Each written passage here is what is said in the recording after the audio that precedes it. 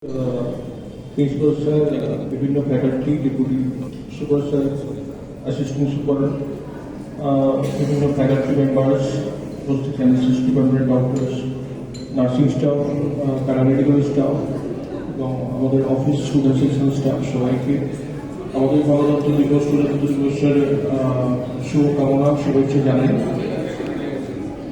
আমরা এখন new India, আমাদের স্বাধীনতা খুব বেশি দিন আগে আমরা অর্জন করিনি।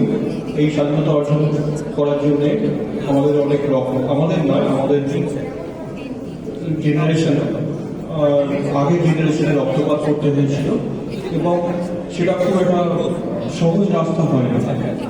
আমরা যদি বিভিন্ন জায়গায় যাই, জালিয়ানওয়ালা বাগ, সিলভার জেল, সেখানে মিউজিয়াম বা জালিয়ানওয়ালা বাগের যে কুয়া আছে সেগুলো দেখলে বোঝা যায় যে কত নির্মম অত্যাচারের মাধ্যমে তারা স্বাধীনতা অর্জন করতে পেরেছিল।